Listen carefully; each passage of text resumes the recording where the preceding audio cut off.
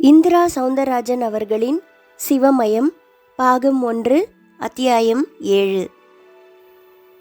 சிவன்மலை காட்டுக்குள்ள பல சித்தர்கள் மரங்களா மாறி வாழ்ந்து வராங்க.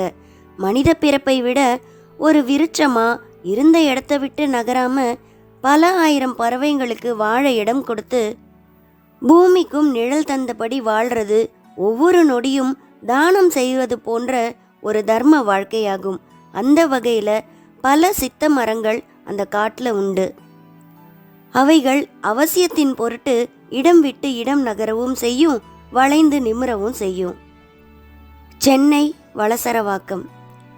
நடுத்தட்டு மக்கள் வசிக்கும் நந்தனார் தெரு. முன்னால போகன்வில்லா அடர்வா வளர்ந்திருக்கும் ஒரு ஓட்டுக்கூரை வீடு. திண்ணையில் ஒரு வயசானவர் பேப்பர் படிச்சுக்கிட்டு இருக்க அந்த வீட்டு வாசல் முன்னால கச்சிதமாக தேங்கி நின்றுச்சு சுந்தரராஜனின் வன இலாக்கா ஜீப்பு. அது அவரோட வீடு தான். ஜீப்பில் இருந்து துள்ளலா இறங்கி குதிச்சவரா உள்ள நுழைஞ்சாரு.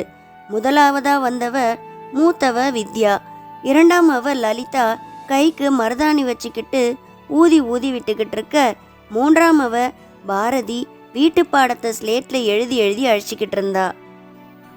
சமையல் கட்டில் இருந்தா சுந்தரராஜனின் மனைவியான மங்களம்.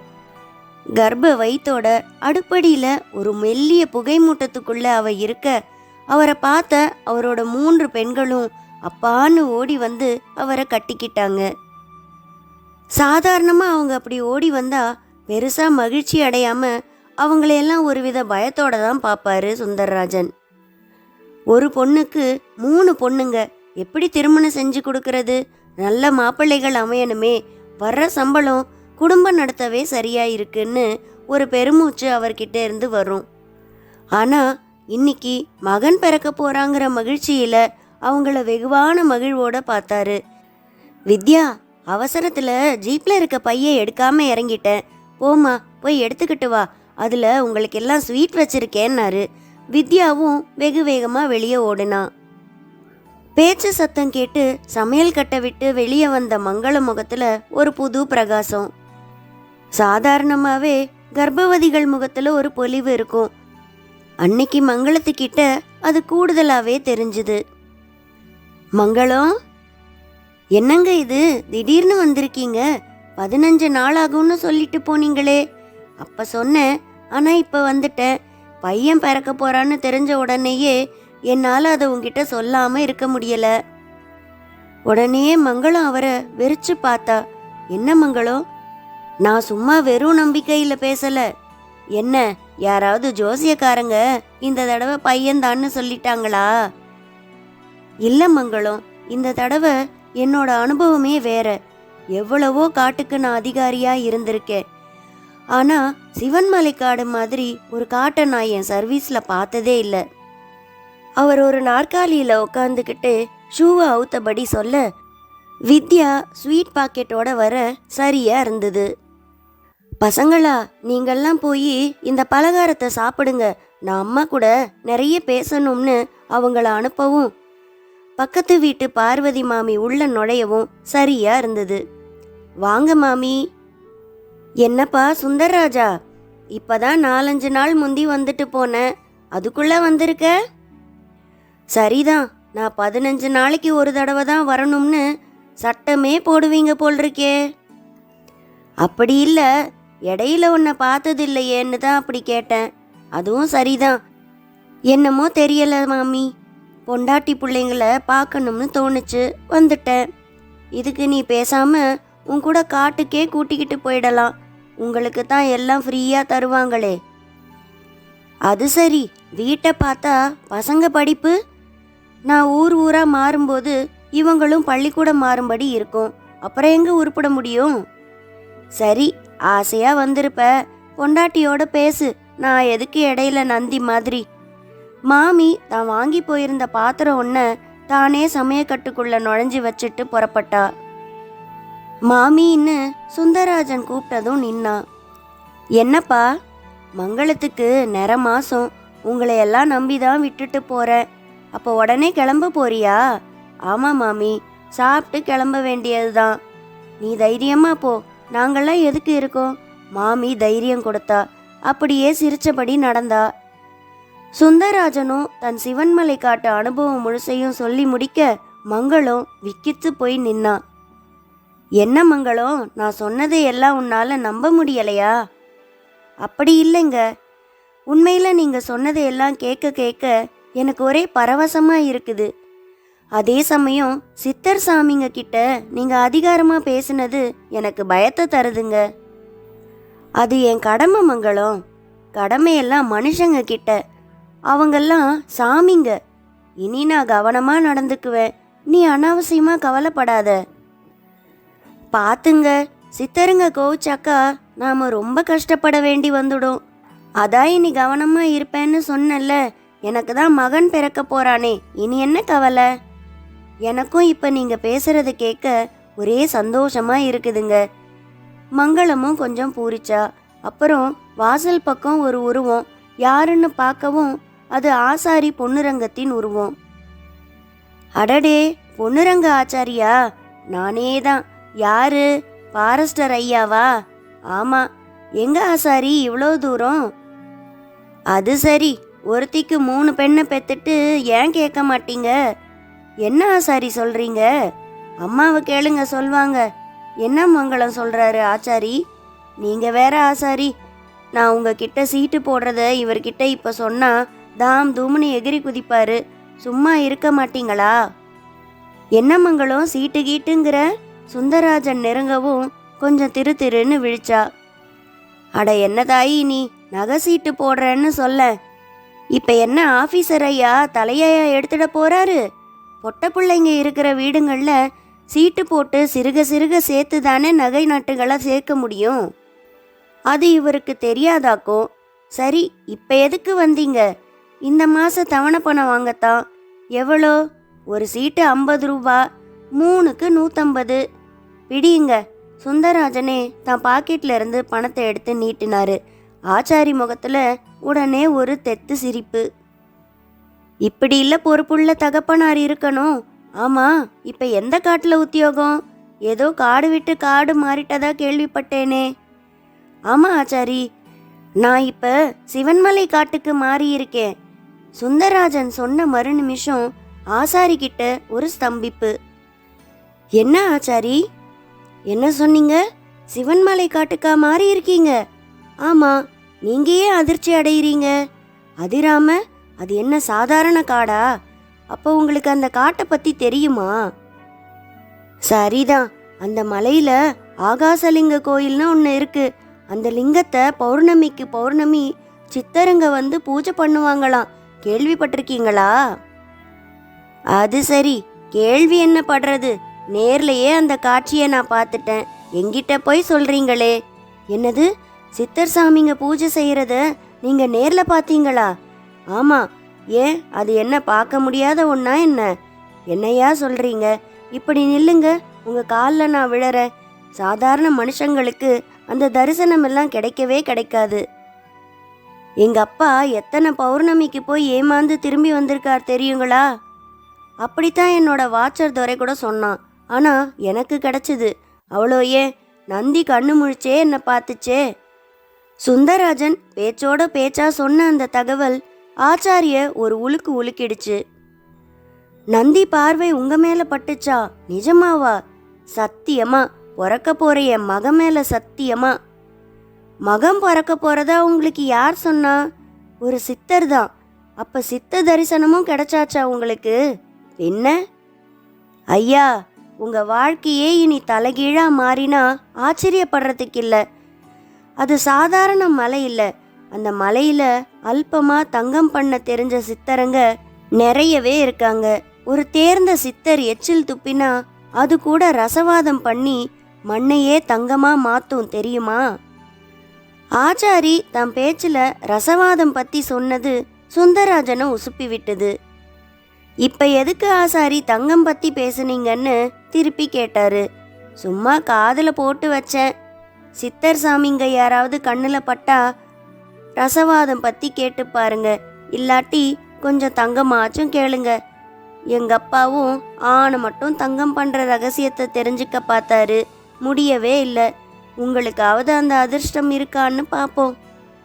ஆச்சாரி பேச்சு எங்கேயோ ஆரம்பிச்சு எதுலேயோ வந்து முடிஞ்சது. மங்களத்துக்கு எல்லாமே ஒரே புதிரா இருந்தது.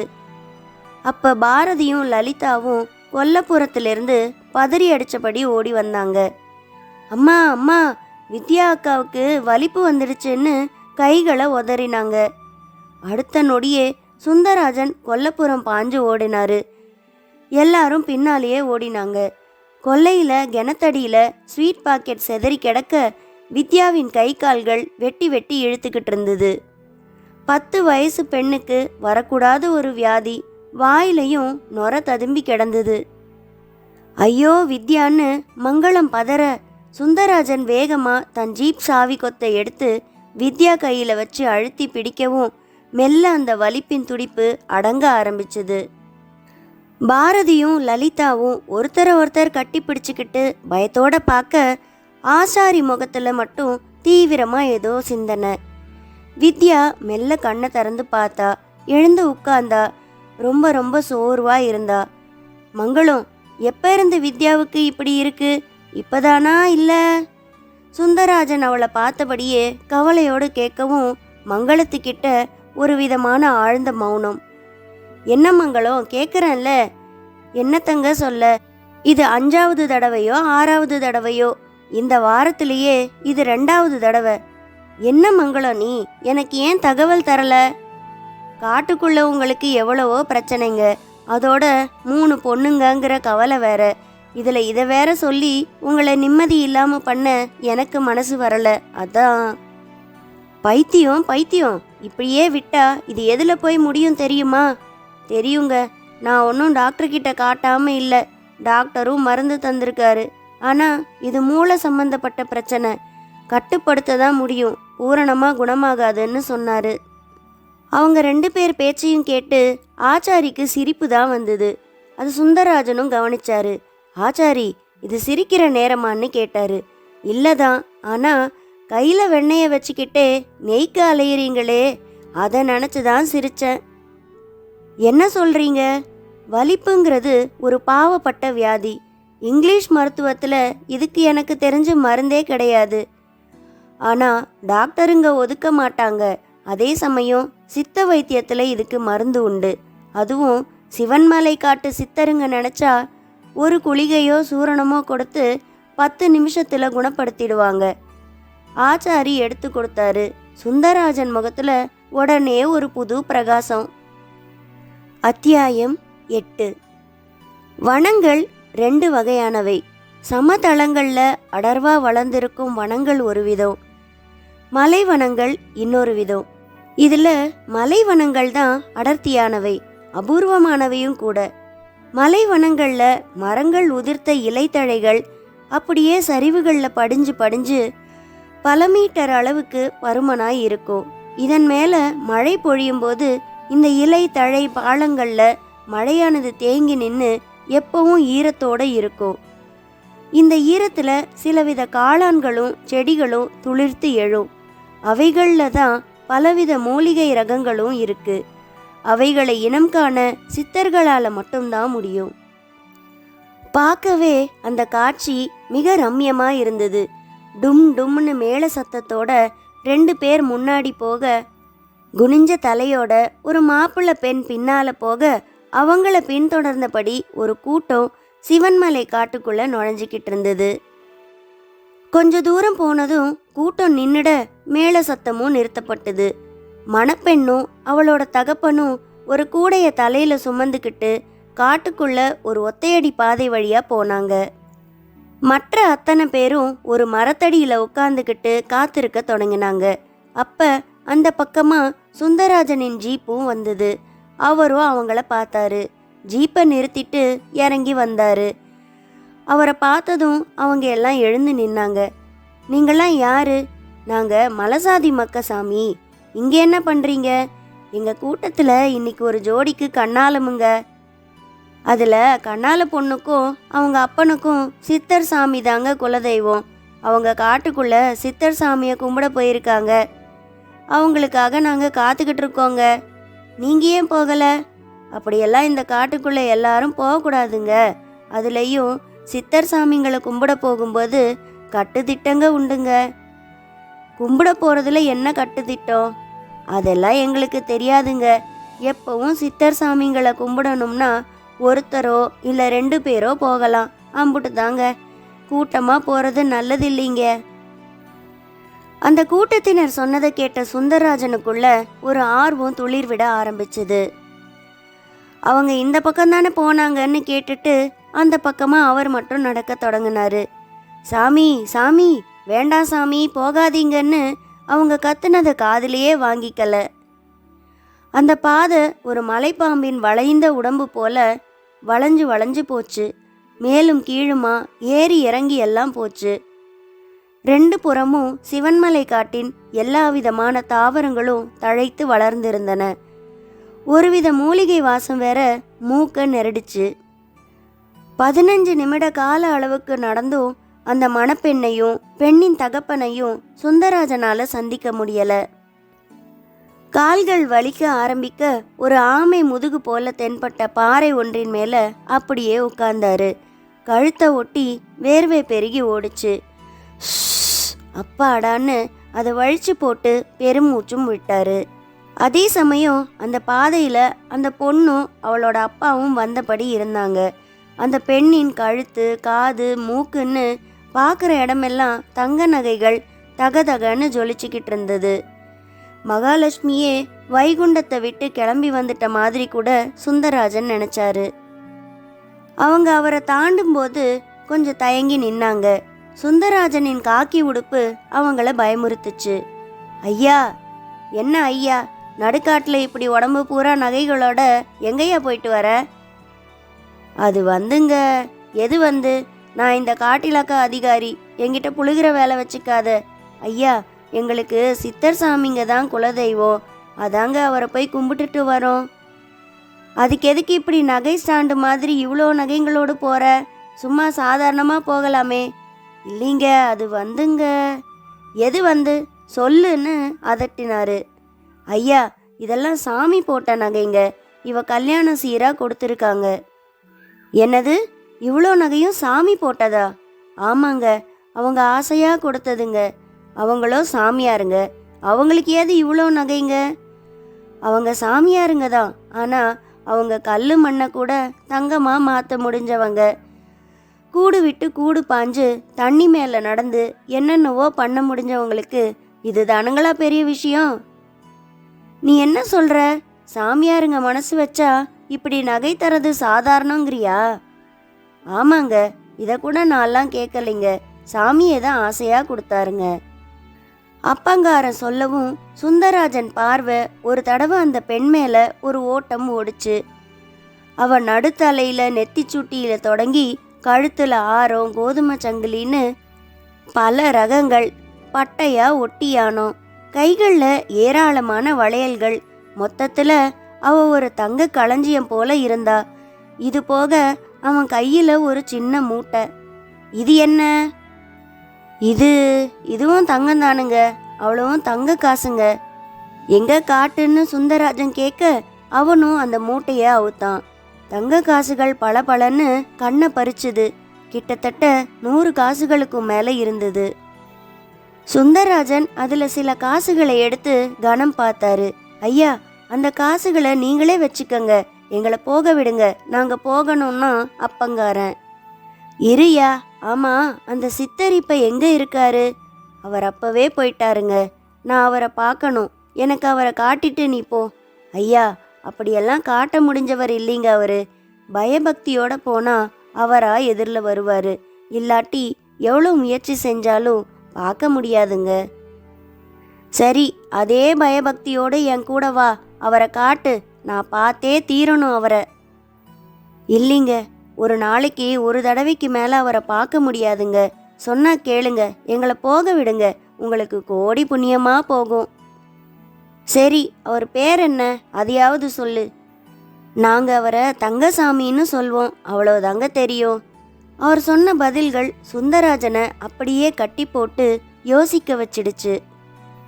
மௌனமா தங்க காசுகளையே பார்த்துக்கிட்டு அவர் நின்னுட அவங்க 2 பேரும் கூட அதுதான் சாக்குன்னு மெல்ல நழுவ ஆரம்பிச்சாங்க. அடுத்த 2 அத்தியாயங்களின் கதையோட உங்களை அடுத்த வீடியோவில் சந்திக்கிறேன். நன்றி, வணக்கம்.